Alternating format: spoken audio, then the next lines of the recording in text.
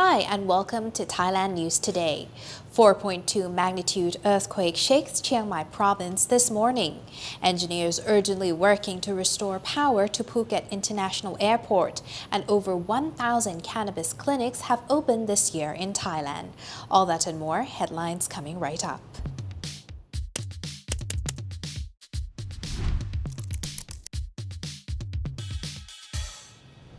Residents of Chiang Mai province in northern Thailand were awoken at 4:26 a.m. today by a 4.2 magnitude earthquake. No injuries or deaths have been reported. The tremor lasted about 3 seconds and no aftershocks have been felt so far. Many felt strong shaking as the epicenter had a shallow depth of only 2 kilometers in the Mae Sap district in Doi Saket district. People reported hearing a loud thunderous sound. In Chiang Mai province, the earthquake was felt in Doi Saket, Mueang Chiang Mai, San Kamphaeng, Marim, and San Sai districts. Residents of Ban Thi district in Lamphun province and Dok Kham Thai district in Phayao province also felt shaking. Reports said the earthquake was also felt across the border in Myanmar. Chiang Mai governor ordered authorities in all districts to investigate potential damage caused by the earthquake. Netizens are sharing their clips of the earthquake, most of their confused pets, under the Twitter hashtag #Pandinwai or hashtag earthquake. Provincial Electricity Authority or PEA engineers on Phuket are working hard to restore power to the island's international airport after about 10 high-tension utility poles were felled last night by heavy rain. This morning, police closed the old road to the airport in Talang district to all traffic and asked motorists to use an alternative route. The utility poles fell across the road, making it impassable. The collapse of the poles caused a power outage in the immediate area, and PEA officials said they had to cut power supply to the airport as well, while engineers worked to re-erect the utility poles and restore the power supply. The work is expected to be completed this evening. Meanwhile, a 200-meter stretch of the 4029 road from Gratut to Patong has collapsed following a landslide yesterday, rendering one lane of the 2-lane road impassable following heavy rainfall since Sunday. Phuket governor said that the road is important, especially during the high tourist season, and must be repaired and reopened immediately. Thinking of investing, but don't know where to start? Ever heard of AAAFX? What is AAAFX? Good question. Look no further than AAAFX, your choice for trading and investing. Low commissions and spread with fast execution. They're trustworthy and have been offering services since 2008. You can invest using various deposit methods including crypto with negative balance protection and 100% matching deposit bonus. Choose AAAFX and enter the lucrative market of trading. Visit AAAFX.com. Now, some news about corruption. Construction workers say they fear for their lives after stumbling over corrupt Royal Thai Army practices while building army premises. The builders employed the help of a lawyer after they discovered shady dealings while working on army housing loan projects. They are frightened they will be linked to these corrupt practices. The builders lodged a complaint via their lawyer with the Ministry of Defense over alleged corruption within the department's internal loan system, which implicates at least 20 military officers. The lawyer acting on behalf of the builders believes the damage from the alleged graft is between 30 to 40 million baht. He added a previous investigation discovered that the military officers involved in the reported corrupt practices have been promoted.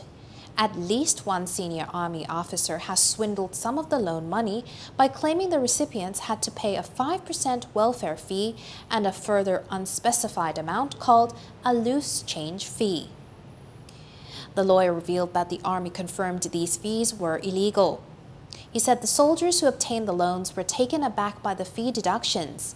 They mistakenly thought the fees were collected by the builders, who insisted they had nothing to do with the apparent malpractice. The builders learned about the alleged graft in the lending under the Army's welfare program. That knowledge may have put them in danger, so 2 of the builders went to the Justice Ministry to request protection. The lawyer revealed that the Army's housing loan scheme was abolished last year, although the illegal fees were still being charged until recently. The fees, which were allegedly pocketed by some senior officers, amounted to millions of baht. The army must offer compensation and provide a clear explanation as to how it intends to make the payouts to hundreds of loan recipients who were charged the illegal fees. The Army has not provided any explanation about the compensation issue, and so that is why the lawyer took up the issue with the Defense Ministry. Now moving on to Pattaya, residents and tourists were shocked by a fire that broke out in Pattaya yesterday. The fire started after an excavator got tangled with cable wires on Soi Bua Khao 15, according to the Pattaya News. A witness said the excavator had been working on a drainage project on the Soi when its arm got tangled in the wires above it. Firefighters managed to put out the fire, although 5 parked cars nearby were damaged. There were also reportedly about 200 meters of burnt communication wires at the scene. Many businesses and homes also had no power as of press time. Photos show a crowd of people watching at the scene and firefighters working to put out the blaze. Luckily, no injuries have been reported. This year, there have been a few fires in Thailand involving cable wires. One fire in Bangkok's Chinatown killed 2 people back in June. In the aftermath of the fire, Bangkok officials proposed a meeting that telecom service providers should do their part in tidying up overhead cables around the city. Yet another fire involving cables catching fire broke out the next month. The fire occurred at Soi Lat Prao 111 in Klong Chan Sub-District, Bang Kapi District. No injuries were reported. Hopefully, people whose property were damaged in the recent Pattaya fire will be able to get help. It is ganja galore as Thailand has seen over 1,000 cannabis clinics opened in this year alone. According to the Bangkok Post, the Public Health Ministry noted that out of 1,026 clinics opened this year, 929 are run directly by the ministry. But in an effort to prevent unwanted consequences of the plan's legalization, the ministry says some clinics are also doubling as research units. Such research has seen over 60 studies of the benefits of using cannabis to treat patients suffering from various health conditions, including sleep disorders, chronic pain, and decreased appetite in end-stage cancer patients.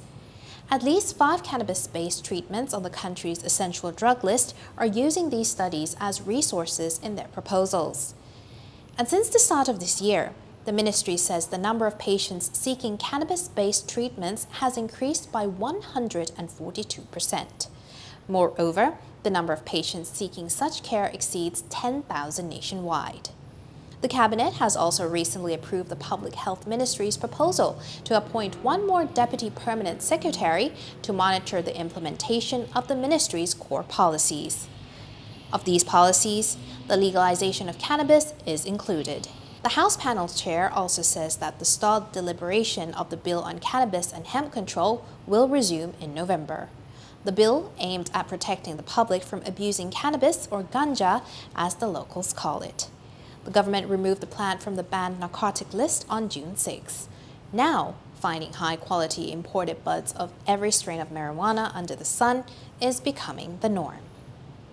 And that's a wrap for today's show. For daily updates, please don't forget to like and subscribe to our channel. See you tomorrow with more headlines around Thailand. สวัสดีค่ะ